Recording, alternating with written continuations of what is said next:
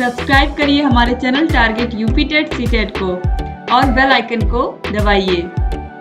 Hello friends, मैं रेनू स्वागत करती हूँ आप सभी भावी अध्यापक एवं अध्यापिकाओं का आपके अपने channel target UP TET CTET में। दोस्तों, आज की इस वीडियो में हम पढ़ने वाले हैं आप लोग के डीएलएड सेकेंड सेमेस्टर के सामाजिक अध्ययन विषय के पवन सीरीज के बहुविकल्पी क्वेश्चंस को। दोस्तों, इससे पहले हमने पार्ट 2 तक पढ़ा दिया है और राजन सीरीज भी कंप्लीट करा दी है। अगर आपने उन वीडियोस को नहीं देखा है तो उन सभी की लिंक आपको डिस्क्रिप्शन बॉक्स में मिल जाएगी। आप सभी लोगों को पता है कि हमने आपके सभी विषयों का प्लेलिस्ट बना दिया है। दोस्तों, प्लेलिस्ट बनाने से क्या फायदा है आपको हम बता दें। दोस्तों, जैसे ही प्लेलिस्ट जिस भी सब्जेक्ट के लिंक पर आप क्लिक करोगे, आप देखोगे कि उसकी सभी वीडियोस खुल करके आती जा रही हैं। तो इस तरीके से आप कंटिन्यू सभी वीडियोस को देखते हुए रहेंगे और जब आप सभी वीडियोस को देखेंगे तो आपकी तैयारी बहुत बेहतर होगी। इसलिए बहुत जरूरी है कि आप क्लासेस भी अटेंड करिए, आप इम्पोर्टेंट क्वेश्चंस भी करिए, आप सभी विषयों के इम्पोर्टेंट क्वेश्चंस की वीडियोस भी देखिए। दोस्तों, क्लासेस के नोट्स अभी बनाने का समय नहीं रह गया है, लेकिन आप क्लासेस अटेंड करिए, क्लासेस को पढ़िए, क्योंकि अगर आप क्लासेस को नहीं पढ़ेंगे तो आप कॉन्सेप्ट्स नहीं समझ पाएंगे सभी सब्जेक्ट के। तो इसलिए सभी सब्जेक्ट के कॉन्सेप्ट को समझिए और सभी सब्जेक्ट की क्लासेस को केवल एक बार सभी वीडियोस को देखते हुए चले जाइए। ठीक है, तो इस तरीके से अगर आपकी प्रिपरेशन होगी तो आपके सेकेंड सेमेस्टर में बहुत अच्छे मार्क्स आएंगे। तो चलिए अब हम थर्ड पार्ट को यहाँ पर स्टार्ट करते हैं। जैसा कि मैंने बताया कि सभी वीडियोस की लिंक आपको डिस्क्रिप्शन बॉक्स में मिल जाएगी। क्वेश्चन नंबर 97 है, महमूद गजनबी के भारत पर आक्रमण के समय भारत आए अल बरूनी ने किस ग्रंथ की रचना की? किताब उल रहला, शाहनामा, राज तरंगिणी या फिर किताब उल हिंद। यहाँ पर रॉन्ग लिखा हुआ है, किताब उल हिंद लिखा हुआ है, किताब उल हिंद है। दोस्तों, महमूद गजनबी के भारत आक्रमण पर अल बरूनी ने किताब उल हिंद पुस्तक की रचना की थी। ठीक है, किसने रचना की थी? अल बरूनी ने किस किताब की? किताब उल हिंद की। यानी कि उस समय की शासन व्यवस्था के बारे में, महमूद गजनबी ने जितने भी आक्रमण किए थे भारत पर, उन युद्धों में क्या क्या हुआ था, इन सभी के विषय में अल बरूनी ने विस्तार से लिखा है, तो इसे किताब उल हिंद कहा जाता है। ठीक है, तो ये जो उनकी रचना थी इसका नाम था किताब उल हिंद। यहाँ पर रॉन्ग आंसर दिया हुआ है, इस पर आप ध्यान मत दीजिए। ऑप्शन द बिल्कुल राइट आंसर है। और राज तरंगिणी ये कल्हड़ की रचना है। दोस्तों, यहाँ पर आंसर रॉन्ग दिया है, ऑप्शन ब दिया है, इसको आप ध्यान दीजिएगा कि राइट आंसर है ऑप्शन द, किताब उल हिंद अल बरूनी की रचना है। और ये क्वेश्चन 2016 में पूछा गया, इसीलिए मैं बार बार रिपीट भी कर रही हूँ। क्वेश्चन नंबर 98 की तरफ बढ़ते हैं। क्वेश्चन नंबर 98 है, दिल्ली सल्तनत के किस वंश में सर्वाधिक शासक हुए? तथा कथित दास वंश, खिलजी वंश, तुगलक वंश या सैयद वंश। दोस्तों, तथा कथित दास वंश यानी कि गुलाम वंश में सबसे अधिक शासक हुए कुतुबुद्दीन ऐबक, इल्तुतमिश, ये सभी किसके शासक थे? ये सभी गुलाम वंश के शासक थे। तो ऑप्शन आ जो है ये राइट आंसर है। क्वेश्चन नंबर 99 है, प्रयाग प्रशस्ति संबंधित है चंद्रगुप्त प्रथम से, समुद्रगुप्त से, कुमारगुप्त से या फिर स्कंदगुप्त से? राइट आंसर है ऑप्शन ब, समुद्रगुप्त से। क्वेश्चन नंबर 100 है, तुगलक वंश का संस्थापक था फिरोज तुगलक, गयासुद्दीन तुगलक, मोहम्मद तुगलक या फिर खान जहां मकबूल? राइट आंसर है ऑप्शन ब, गयासुद्दीन तुगलक।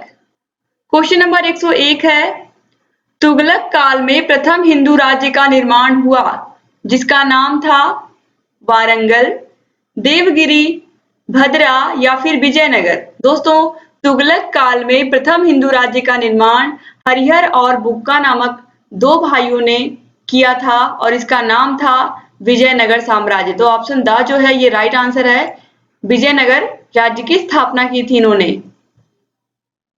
क्वेश्चन नंबर 102 है, चीनी यात्री ह्वेनसांग किस उद्देश्य से भारत आया था? दोस्तों, बौद्ध धर्म ग्रंथों की प्रतियां प्राप्त करने के लिए, नालंदा विश्वविद्यालय में अध्ययन करने के लिए, भारतीयों के जीवन का अध्ययन करने के लिए या फिर भारत में चीनी राजदूत का कार्य करने के लिए? दोस्तों, चीनी यात्री ह्वेनसांग भारत में बौद्ध धर्म के प्रचार प्रसार के लिए भी आया था, बौद्ध धर्म के ग्रंथों की प्रतियां प्राप्त करने के लिए भी आया था और नालंदा विश्वविद्यालय में ह्वेनसांग ने पढ़ाई भी की थी और वो वहां पर शिक्षक भी बने थे। तो इसीलिए ऑप्शन आ और ऑप्शन ब दोनों ही सही है, लेकिन यहाँ पर ऑप्शन आ केवल सही दिया है। लेकिन पूरी चीज आपको जानना बहुत जरूरी है कि किस तरीके से ह्वेनसांग भारत में आया था। उसने बौद्ध धर्म की दीक्षा का प्रचार भी किया था। बौद्ध धर्म के ग्रंथों की प्रतियां भी प्राप्त करना उनका उद्देश्य था और नालंदा विश्वविद्यालय में उन्होंने अध्ययन भी किया था और साथ ही साथ उन्होंने वहां पर शिक्षक का पद भी संभाला था। तो ऑप्शन आ और ऑप्शन बा यहाँ पर दोनों सही होने चाहिए, लेकिन ऑप्शन आ केवल यहाँ पर राइट आंसर दिया गया है। इसके बाद क्वेश्चन नंबर 103 है, भारत के दक्षिण पठार अधिकांश बने हैं परतदार शैलों से, रूपांतरित शैलों से, आग्नेय शैलों से या फिर उपयुक्त में से कोई नहीं। दोस्तों राइट आंसर है ऑप्शन सा, आग्नेय शैलों से, और ये क्वेश्चन भी 2016 में पूछा गया है।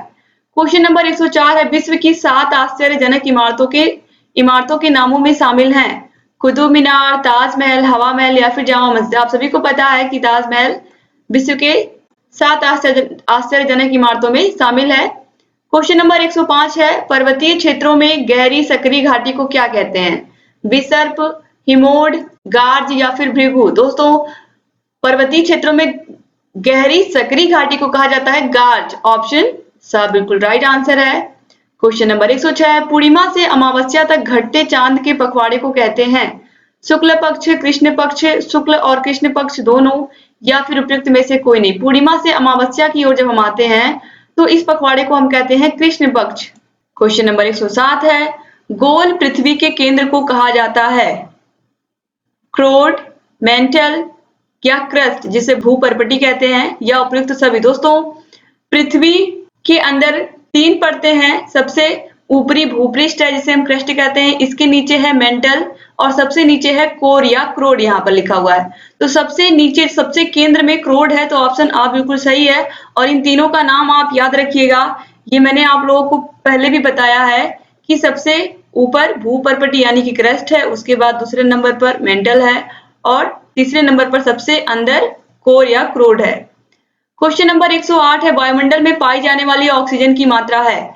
वायुमंडल में पाई जाने वाली ऑक्सीजन की मात्रा है 21%। और दोस्तों नाइट्रोजन की मात्रा है 78%। सबसे अधिक नाइट्रोजन ही है वायुमंडल में, आपको पता है। इसके बाद आगे बढ़ते हैं। क्वेश्चन नंबर 109 है, हमारे मूल संविधान में कुल अनुसूचियां हैं 8, 10, 12 या 15। दोस्तों यहाँ पर आपको एक शब्द ध्यान देना होगा, हमारे मूल संविधान में। मूल संविधान का मतलब है जब संविधान बना है उस समय हमारे संविधान में कितनी अनुसूचियां थी, तो उस समय थी अनुसूचियां 8। और अगर यहाँ पर क्वेश्चन पूछा होता हमारे संविधान में कुल कितनी अनुसूचियां हैं, तब होता ऑप्शन नंबर 12। अब यहाँ पर दिया हमारे मूल संविधान में कुल कितनी अनुसूचियां हैं, तो अगर मूल संविधान पूछ रहा है यानी कि जब संविधान बना था, तब का आंसर होगा ऑप्शन आ। ठीक है। और अगर ये पूछता है वर्तमान समय में भारत के संविधान में कुल कितनी अनुसूचियां हैं, तो राइट आंसर होगा 12। तो आप याद रखिएगा कि अगर मूल संविधान में अनुसूचियां पूछेगा तो राइट आंसर क्या होगा 8, और अगर वर्तमान समय में कुल कितनी अनुसूचियां हैं संविधान में, तो राइट आंसर होगा 12। अब कितनी हो चुकी हैं? 8 से बढ़ करके 12 हो चुकी हैं वर्तमान समय में, लेकिन मूल संविधान में केवल 8 थी। तो यहाँ पर राइट आंसर ऑप्शन आ ही होगा। क्वेश्चन के अकॉर्डिंग आपको आंसर पर ध्यान नहीं देना है। क्वेश्चन नंबर 110 है, संविधान सभा की प्रारूप समिति के अध्यक्ष थे डॉक्टर राजेंद्र प्रसाद, डॉक्टर भीमराव अंबेडकर, सरदार वल्लभ भाई पटेल या फिर जवाहरलाल नेहरू। दोस्तों प्रारूप समिति के अध्यक्ष थे डॉक्टर भीमराव अंबेडकर, संविधान सभा के स्थायी अध्यक्ष थे डॉक्टर राजेंद्र प्रसाद, अस्थायी अध्यक्ष थे सच्चिदानंद सिन्हा, संविधान निर्मात्री सभा के अध्यक्ष थे डॉक्टर भीमराव अंबेडकर। तो प्रारूप समिति के अध्यक्ष और संविधान निर्मात्री सभा के अध्यक्ष थे डॉक्टर भीमराव अंबेडकर। तो ये दोनों क्वेश्चन अगर बनता है तो दोनों का ही आंसर डॉक्टर भीमराव अंबेडकर होंगे। क्वेश्चन नंबर 111 है, अजंता में गुफाओं की संख्या है 42, 20, 25, 30। राइट आंसर है ऑप्शन द 30। क्वेश्चन नंबर 112 है, बिंदुसार की मृत्यु के समय अशोक किस स्थान का वायसराय था? तक्षशिला, उज्जैन, सौराष्ट्र या फिर तोसाली। राइट आंसर है ऑप्शन ब उज्जैन। बिंदुसार की मृत्यु के समय अशोक उज्जैन का वायसराय था। यहाँ पर आंसर गलत दिया हुआ है। क्वेश्चन नंबर 113 है, किस सम्राट के शासनकाल में हुणों ने प्रथम बार आक्रमण किया था? यशोवर्मन, रामगुप्त, कुमारगुप्त या फिर चंद्रगुप्त द्वितीय। ये क्वेश्चन बहुत ही इंपॉर्टेंट है दोस्तों। कुमारगुप्त के शासनकाल में हुडों ने प्रथम बार आक्रमण किया था? क्वेश्चन नंबर 114 है, सबसे पहले भारत आया, सबसे पहले Xuanzang, Marco Polo, Ibn Battuta या फिर मेगास्थनीज? राइट आंसर है ऑप्शन द मेगास्थनीज। मौर्य साम्राज्य, मौर्य वंश को आप लोग सबसे पहले पढ़ते हैं। मौर्य वंश में चंद्रगुप्त मौर्य के दरबार में मेगास्थनीज आया था और ये कहाँ का था? यूनान का था और ये सेल्यूकस निकेटर का दूत था जो कि चंद्रगुप्त मौर्य के दरबार में आया था। और आप सभी को पता है कि सेल्यूकस निकेटर की पुत्री की शादी यानी कि कार्नेलिया की शादी हुई थी चंद्रगुप्त मौर्य से। और मेगास्थनीज ने इंडिका नामक एक पुस्तक लिखी है जिसमें उसने भारत के उस समय मौर्य काल के समय में भारत की क्या अर्थव्यवस्था थी, राजनीतिक स्थिति क्या थी, आर्थिक स्थिति क्या थी, लोगों का रहन सहन कैसा था, सभी के बारे में इन्होंने इंडिका नामक पुस्तक में लिखा है। और इंडिका पुस्तक भी बहुत ही महत्वपूर्ण है, मेगास्थनीज की रचना है, याद रखिएगा। क्वेश्चन नंबर 115 है, हर्षचरित के रचयिता हैं? दोस्तों हर्षचरित के रचयिता हैं बाणभट्ट। ऑप्शन बा बिल्कुल सही है। क्वेश्चन नंबर 116 है, तराइन का प्रथम युद्ध। प्रथम युद्ध दोस्तों ऑप्शन है 1191, 1197, 1199 या फिर 1194। दोस्तों तराइन का प्रथम युद्ध हुआ था मोहम्मद गोरी और पृथ्वीराज चौहान के मध्य। मोहम्मद गोरी की हार हुई थी इसमें। ऑप्शन आ बिल्कुल सही है, 1191 ईस्वी। क्वेश्चन नंबर 117 है, पाल वंश की स्थापना किसने की थी? गोपाल ने, धर्मपाल ने, देवपाल ने या नारायण पाल ने? पाल वंश की स्थापना गोपाल ने की थी और ये क्वेश्चन मैं कई बार आपको बता चुकी, कई बार ये रिपीट हो चुका है। तो पाल वंश की स्थापना किसने की थी? गोपाल ने। क्वेश्चन नंबर 118 है, चालुक्य वंश के सबसे प्रतापी राजा थे? ये भी क्वेश्चन आप लोगों को याद ही हो गया होगा, फिर भी मैं पढ़ दे रही हूँ। चालुक्य वंश के सबसे प्रतापी राजा जय सिंह, पुलकेशिन प्रथम, पुलकेशिन द्वितीय या फिर रणराज?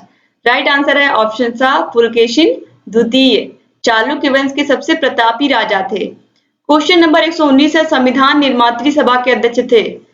डॉक्टर भीमराव अम्बेडकर, डॉक्टर राजेंद्र प्रसाद, पंडित जवाहरलाल नेहरू या फिर महात्मा गांधी? दोस्तों यहाँ पर देखिए संविधान निर्मात्री सभा के जो अध्यक्ष थे वो थी डॉक्टर भीमराव अम्बेडकर। मैंने बार बार आपको बताया है कि प्रारूप समिति के अध्यक्ष और संविधान निर्मात्री सभा के अध्यक्ष, इन दोनों के अध्यक्ष डॉक्टर भीमराव अम्बेडकर थे। यहाँ पर आंसर रॉन्ग दिया हुआ है, इस पर आप ध्यान मत दीजिएगा। क्वेश्चन नंबर 120 है, भूजल स्रोत है? वर्षा का जल, तालाब, नदी या फिर उपयुक्त सभी? दोस्तों चाहे वर्षा का जल हो, ये भी भूजल स्रोत है क्योंकि वर्षा का जल जब बारिश होती है तो जहां पर वो इकट्ठा होता है वो धीरे धीरे रिस करके भूगर्भ जल के रूप में ही अवशोषित होता है। इसके अलावा तालाब भी भूजल स्रोत है, नदी भी भूजल स्रोत है। तो ऑप्शन द जो है उपयुक्त सभी, ये राइट आंसर हो जाएगा। क्वेश्चन नंबर 121 है, मकर संक्रांति के पूर्व सूर्य सीधा चमकता है? कर्क रेखा पर, विषुवत रेखा पर, मकर रेखा पर या फिर ध्रुवों पर? मकर संक्रांति, क्वेश्चन में ही आंसर छिपा हुआ है। मकर संक्रांति के समय सूर्य सीधा मकर रेखा पर चमकता है। ऑप्शन सा बिल्कुल राइट आंसर हो जाएगा। क्वेश्चन नंबर 122 है, भारत का मानक समय निर्धारित किया जाता है? 80 डिग्री पूर्वी देशांतर से, 90 डिग्री पूर्वी देशांतर से, 23.5 डिग्री पूर्वी देशांतर से या फिर 82.5 डिग्री पूर्वी देशांतर से? राइट आंसर है ऑप्शन द 82.5 डिग्री पूर्वी देशांतर से भारत का मानक समय निर्धारित किया जाता है। क्वेश्चन नंबर 123 है, कौन सा मूल अधिकार नागरिकों को प्राप्त नहीं है? स्वतंत्रता का अधिकार, संपत्ति का अधिकार, धार्मिक स्वतंत्रता का अधिकार, धार्मिक स्वतंत्रता का अधिकार और शोषण के विरुद्ध अधिकार? राइट आंसर है ऑप्शन ब संपत्ति का अधिकार, जिसे अब मूल अधिकार से बाहर निकाल दिया गया है 44वें संविधान संशोधन द्वारा। तो याद रखिएगा, ये क्वेश्चन भी पूछा हुआ क्वेश्चन है। क्वेश्चन नंबर 124 है, ये तत्व नीति निदेशक न्यायालयों के लिए उपयोगी प्रकाश स्तंभ है? यह कथन था MC सीतलवाड़ ने, डॉक्टर राजेंद्र प्रसाद ने, किसने कहा था ये? प्रोफेसर KT शाह ने या फिर जवाहरलाल नेहरू ने? दोस्तों इस कथन को कहा था MC सीतलवाड़ ने। उन्होंने क्या कहा था? उन्होंने कहा था ये तत्व यानी कि नीति निर्देशक तत्व न्यायालयों के लिए उपयोगी प्रकाश स्तंभ हैं। और नीति निर्देशक तत्वों को कहां से लिया गया है? आप सभी लोगों को पता है, नीति निर्देशक तत्व हमारे देश के लिए गए हैं आयरलैंड से। क्वेश्चन नंबर 125 है, शेक्सपियर किस देश के नागरिक थे? अमेरिका, इंग्लैंड, फ्रांस या फिर आयरलैंड? आप सभी को पता है कि शेक्सपियर इंग्लैंड के रहने वाले थे। क्वेश्चन नंबर 126 है, महमूद गजनबी ने सोमनाथ के मंदिर पर कब आक्रमण किया था?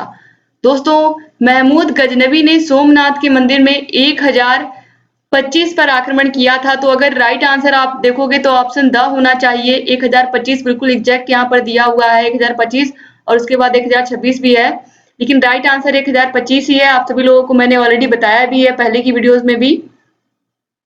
क्वेश्चन नंबर 127 है, तराइन के मैदान में मोहम्मद गोरी का किस राजा के साथ युद्ध हुआ था? ये मैंने अभी आपको बताया है पीछे क्वेश्चंस में कि तराइन का युद्ध 1191 ईस्वी में हुआ था, प्रथम युद्ध। और इस युद्ध में मोहम्मद गोरी के साथ कौन थे? पृथ्वीराज चौहान थे। तो ऑप्शन द बिल्कुल सही है। और प्रथम युद्ध में पृथ्वीराज चौहान की विजय हुई थी, यानी कि मोहम्मद गोरी क्या हुआ था? हार गया था। क्वेश्चन नंबर 128 है, गुलाम वंश का प्रथम सुल्तान था। गुलाम वंश का प्रथम सुल्तान था दोस्तों कुतुबुद्दीन ऐबक। ऑप्शन सा बिल्कुल राइट आंसर है। क्वेश्चन नंबर 129 है, गयासुद्दीन बलबन दिल्ली का शासक बना 1206 में, 1210 में, 1211 में या 1266 में? गयासुद्दीन बलबन दिल्ली का शासक बना था 1266 में, यानी कि ऑप्शन द बिल्कुल राइट आंसर है। क्वेश्चन नंबर 130 है, दिल्ली में लोधी वंश की स्थापना की बहलोल लोधी ने, सिकंदर लोधी ने, इब्राहिम लोधी ने या फिर संग्राम सिंह ने? राइट आंसर है ऑप्शन अ बहलोल लोधी ने। क्वेश्चन नंबर 131 है, तालीकोट का युद्ध हुआ था सन 1565 में, सन 1568 में, सन 1560 में या फिर सन 1590 में? राइट आंसर है ऑप्शन अ सन 1565 में। इसके बाद दोस्तों आगे बढ़ते हैं। क्वेश्चन नंबर 132 है, विजयनगर साम्राज्य की शासन व्यवस्था में राज्य को कितने प्रांतों में बांटा गया था? कितने प्रांतों में बांटा गया था, ये क्वेश्चन है। तो राइट आंसर दोस्तों यहाँ पर है ऑप्शन आ 6 प्रांत। यहाँ पर ऑप्शंस में 15, 20 और 30 भी दिए हुए हैं, लेकिन राइट आंसर है ऑप्शन आ 6 प्रांतों में बांटा गया था विजयनगर साम्राज्य की शासन व्यवस्था को, ताकि जो शासन व्यवस्था है वो अच्छे से चल सके। क्वेश्चन नंबर 133 है, पृथ्वी का आकार है गोल, चपटा, वर्गाकार या फिर त्रिभुजाकार? दोस्तों आप सभी लोगों को पता है मोटे मोटे तौर पर पृथ्वी का आकार गोल है, ठीक है। आप सभी ने ग्लोब देखा हुआ है, ग्लोब हल्का सा चिपटा होता है, लेकिन अब यहाँ पर एग्जैक्टली आपको यहाँ पर नहीं पूछा, बस पूछा है पृथ्वी का आकार कैसा, तो देखने में तो गोल ही है, तो इसीलिए राइट आंसर हो जाएगा ऑप्शन अ। क्वेश्चन नंबर 134 है, भारत में ग्रीष्मकालीन वर्षा का मुख्य कारण है चक्रवात, मानसूनी हवाएं, व्यापारिक हवाएं या फिर पछुआ हवाएं? भारत में जो ग्रीष्मकालीन वर्षा होती है दोस्तों, ग्रीष्मकालीन वर्षा, इसका मुख्य कारण होती हैं चक्रवात, मानसूनी हवाएं, व्यापारिक हवाएं या फिर पछुआ हवाएं। क्वेश्चन यही पूछा है, तो राइट आंसर इन चारों में होगा मानसूनी हवाएं, यानी कि मानसूनी हवाओं की वजह से ही भारत में ग्रीष्मकालीन वर्षा होती है। तो ऑप्शन बी बिल्कुल राइट आंसर है। क्वेश्चन नंबर 135 है, संविधान लागू किया गया, आप सभी को पता है हमारे देश में संविधान कब लागू किया गया था? 26 जनवरी 1950 को। तो ऑप्शन सा बिल्कुल राइट आंसर है। ये क्वेश्चन तो आप सभी को पता ही रहा होगा। इसके बाद क्वेश्चन नंबर 136 है, सेल्यूकस तथा चंद्रगुप्त मौर्य के बीच युद्ध हुआ 326 ईसा पूर्व, 321 ईसा पूर्व, 322 ईसा पूर्व या फिर 305 ईसा पूर्व? राइट है ऑप्शन द 305 ईसा पूर्व में हुआ था सेल्यूकस और चंद्रगुप्त मौर्य के बीच में दोस्तों। फिर सुलह भी हुई थी, जिसमें सेल्यूकस ने अपनी पुत्री कार्नेलिया का विवाह चंद्रगुप्त मौर्य के साथ कर दिया था। और चंद्रगुप्त मौर्य उस समय क्या थे? उस समय भारत के पूरे भारत के शासक थे। तो यहाँ पर राइट आंसर हो जाएगा ऑप्शन बी 305 ईसा पूर्व में। क्वेश्चन नंबर 137 है, मौर्य साम्राज्य का अंतिम सम्राट कौन था? अशोक, कुणाल, बृहद्रथ या फिर पुष्यमित्र? राइट आंसर है दोस्तों ऑप्शन सा बृहद्रथ। ठीक है, इसके बाद आगे बढ़ते हैं हम। क्वेश्चन नंबर 138 है, गुप्त संवत का प्रारंभ वर्ष है 319 ईस्वी, 375 ईस्वी, 380 ईस्वी या फिर 335 ईस्वी? राइट आंसर है ऑप्शन आ 319 ईस्वी। क्वेश्चन नंबर 139 है, दशावतार मंदिर स्थित है भूमरा में, देवगढ़ में, खजुराहो में या भीतरगांव में? राइट आंसर है ऑप्शन ब देवगढ़ में। दोस्तों दशावतार मंदिर देवगढ़ में स्थित है, ये बहुत ही इंपॉर्टेंट क्वेश्चन है, आप याद रखिएगा। क्वेश्चन नंबर 140 है, पाल वंश की स्थापना किसने की थी? धर्मपाल ने, लक्ष्मण सेन ने, गोपाल ने या फिर देवपाल ने? ये क्वेश्चन आप पीछे कई बार देख चुके हैं कि पाल वंश की स्थापना गोपाल ने की थी, और कई बार ये रिपीट हो चुका क्वेश्चन, आपको वैसे भी याद हो चुका होगा। तो इस तरीके से पवन सीरीज में भी जितने भी क्वेश्चन थे आपके सामाजिक अध्ययन विषय में, वो भी हमने कंप्लीट करा दी है। उम्मीद करती हूँ कि ये वीडियो आपको अच्छा लगा होगा। दोस्तों अगर आपको हमारा प्रयास अच्छा लग रहा है तो प्लीज़ वीडियो को लाइक ज़रूर कर दिया करिए। आपके लाइक, आपके कमेंट हमारे लिए बहुत महत्वपूर्ण होते हैं, तो प्लीज़ लाइक और कमेंट कर दिया करिए। इसके अलावा दोस्तों अगर अभी तक आपने हमारे चैनल को सब्सक्राइब नहीं किया तो नीचे आपको बटन दिख रहा होगा सब्सक्राइब का, उस पर क्लिक करिए। उसके बाद आपको एक घंटी का निशान दिख रहा होगा बगल में, उसको भी प्रेस कर दीजिए ताकि हम जो भी नई वीडियोस बनाते हैं उन सभी का नोटिफिकेशन आप लोगों के मोबाइल पर समय से पहुंचे। जब आप समय से सभी वीडियोस को देखेंगे तो आपसे कोई भी वीडियो मिस नहीं होगा और आप अपनी तैयारी को भी लगातार कंटिन्यू करते चलेंगे। तो बहुत ज़रूरी है कि आप लोग लगातार हमारे चैनल से जुड़िए, सभी वीडियोस को देखते हुए रहिए। और आप सभी लोगों को पता है कि आपकी बेहतर तैयारी टारगेट यूपी टेट सीटेट से अच्छा कोई भी चैनल नहीं करा सकता है, क्योंकि हमारे चैनल पर आपको सभी विषयों के क्लासेस मिलेंगे विथ हैंड रिटेन नोट्स, आप सभी को पता है। इसके अलावा इम्पोर्टेंट क्वेश्चंस भी मिलेंगे सभी चैप्टर्स के, और इसके साथ ही साथ आपको पवन सीरीज, राजन सीरीज के कंप्लीट सॉल्व क्वेश्चंस मिलेंगे। और दोस्तों आप लोगों के प्रीवियस ईयर क्वेश्चन पेपर्स भी हम करा रहे हैं, तो इस तरीके से आपको सभी विषयों की अच्छी नॉलेज हो जाएगी। और जब आप इतनी तैयारी कर लोगे तो आपको बेहतर नंबर लाने से कोई भी रोक नहीं सकता है। तो बहुत ज़रूरी है आप हमारे चैनल से जुड़िए। और आपको सभी विषयों के प्लेलिस्ट की लिंक यहाँ पर आई बटन दिख रहा होगा, आई बटन पर आप जैसे ही क्लिक करोगे आपको सभी विषयों के प्लेलिस्ट की लिंक मिल जाएगी। इसके अलावा डिस्क्रिप्शन बॉक्स में भी तो आपको मिल ही जाएगा, सब कुछ ऑलरेडी मैं बता चुकी हूँ। और अगर अभी तक आप हमारे टेलीग्राम चैनल को ज्वाइन नहीं किए तो प्लीज़ टेलीग्राम चैनल को भी ज्वाइन कर लीजिए। टेलीग्राम चैनल का भी लिंक आपको डिस्क्रिप्शन बॉक्स में और कमेंट बॉक्स में भी मिल जाएगा। आसानी से आप सभी वीडियोस को देख सकते हैं और सभी वीडियोस को समझ भी सकते हैं अच्छे से। तो जहाँ कहीं भी कोई भी डाउट है हमसे पूछ लीजिएगा दोस्तों, क्योंकि आपको पता है कि आपके सभी डाउट्स भी हम क्लियर करते हैं। आपके जो भी सुझाव होते हैं उन पर भी हम अमल करते हैं और लगातार आप लोगों के लिए बेहतर वीडियोस लेकर के आते रहते हैं। तो ऐसे ही बने रहिए हमारे चैनल के साथ। मिलते हैं नेक्स्ट वीडियो में, तब तक अपना ख्याल रखिएगा, अपने परिवार का ख्याल रखिएगा। जय हिंद दोस्तों।